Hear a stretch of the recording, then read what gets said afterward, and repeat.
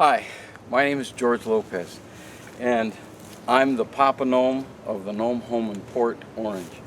I'll tell you the story behind it, and the story is that this is the family. I'm going to introduce you to the family. Now, every family has a big kid, and this is Opie. That's Opie, the big kid, and he's next to a root monster. I'll tell you more about the gigantic. This is the Papa root monster. But with the Gnome Home, I personalized it, made a mailbox for him. I had a friend do a gnome home, but it's grown so large it's now a gnome estate. And in the estate, as you'll see, coming down this way, you have Matilda. That's Maddie. She's the welcoming gnome. And up on the first deck is Gertie. She's the cook. And you'll see that all the trees, all the doors, have been taken from gnome trees, okay, in Gnomeland. Now over there you have Mischievous. He's mischievous in that what he likes to do is he likes to stack these rocks. And what I have to do is I always have to bring them down. But you see that he stacks them. Now in the Gnome Home, clear it up a little bit. Here is their gnome playground. There is a swinging gnome. Over there you have Rufus. He's on top. There's a teeter-totter, tetherball, and you have another swing set that they asked me to make. So I made it out of the twigs of the tree. And there's one that needs to be brushed off. There he is. Let's see, put him right there. And there he is. Somebody had donated a Easter bunny during Easter.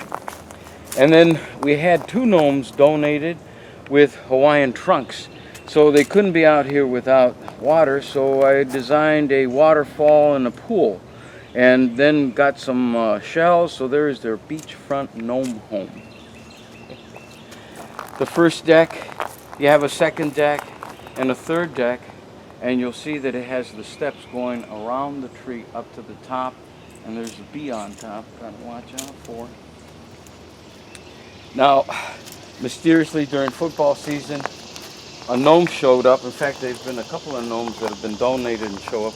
This one here, that's Patrick McGnome. Over there, the football.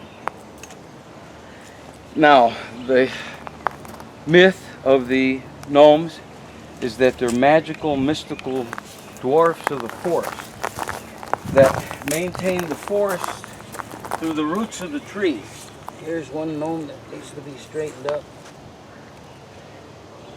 So during the evening, during the night, they go in through this door, right in there, in through the tunnel, into Middle Earth to take care of the roots of the trees, which hold the earth together. The tunnel to the Gnome Tunnel, the door is guarded by root monsters, and there's quite a number of them. And usually I have the visitors count them and see if we can count how many root monsters there are as we walk this way in the estate.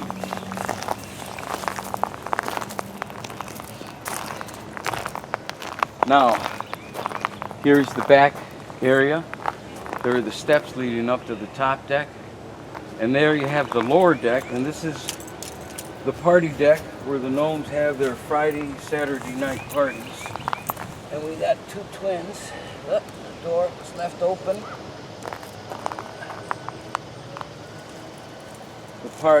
The deck has become a wishing deck. We have had an accumulation of nickels and quarters, and the sign says there's no place like home, and that's Smuggles. See how smug he looks? I did a stair ladder out of the twigs and also with toothpicks. Now over here is part of the estate. Okay, on the bottom there are the twins, Bud Abbott and Lou Costello. Here in this part of the estate you have the gnome woods.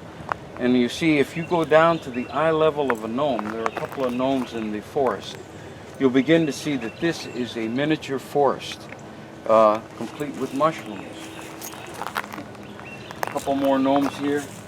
So we're maintaining the gnome forest to be a miniature bonsai forest.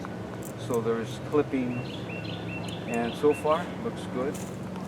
Now over here on the bottom we have a gnome. That's Georgie Porgy. He looks like me.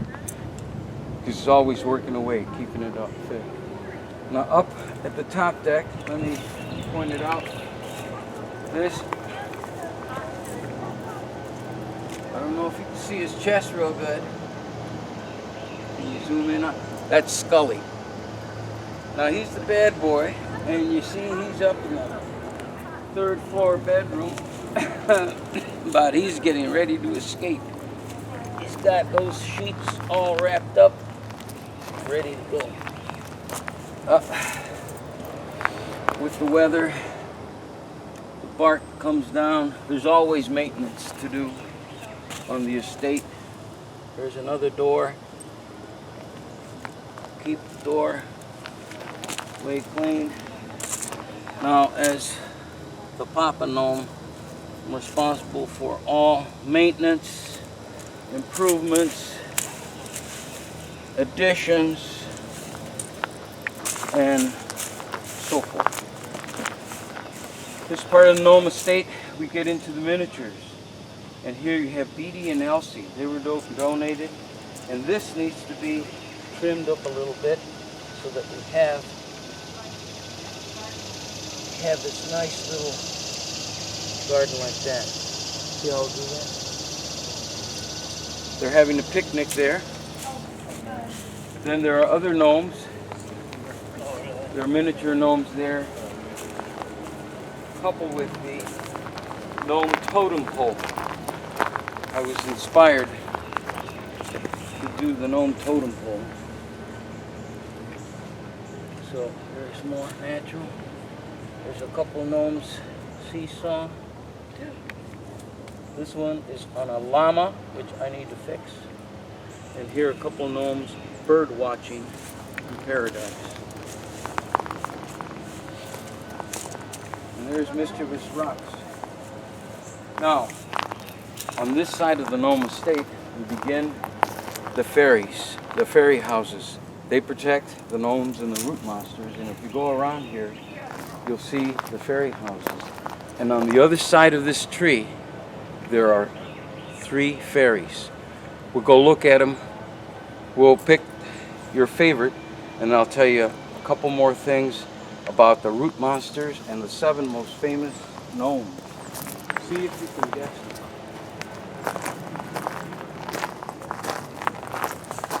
Okay, there are the fairies, and people have looked at the fairies, and I have them pick. Which is your favorite fairy? The orange one on the right. Okay, here they are. This is Louise, this is Lisa, and that's Leanne. And most times people pick Lisa. Now, I mentioned that this is the Papa root monster. Now, the root monsters, what they do is they are part of the system where they hold the earth together. And if I were a tree, I would hold the earth like this. I would hold the earth so it would be like this, and I'd have 1, 2, 3, 4, the thumb, the index, the middle finger, and the ring. And here it is. If you look at this Papa root hand is like this. There's the thumb, the index, the middle, and the ring finger, and the pinky's down there, and that's how they hold the earth together. Now with trees, they normally think of lines going from the center of the tree to the outside of the tree, 1 line per year. And if you look at this hull, the cedar trunk, okay? It's a hollow cedar trunk and has lines, and each of these lines is a movement. So they really don't move in just circles. They also move by different areas and pressures. And if you can look at these movements and how smooth they are, okay, what I would interpret that is the tree is growing and stretching and just going in different directions. So if you look at the lines of the tree as part of the Gnome Home, it also gives you an idea of what the trees do and how they do it and what they look like. That's the Gnome Home. They asked me, are you ever going to be through with the Gnome Home? And I said, well, Gnome wasn't built in a day. And we'll probably do a newsletter, and we'll probably call it Gnome News is Good News. Gnome, sweet gnome, this is it. Hope you enjoyed it. We'll keep on adding it. Thanks. See you soon.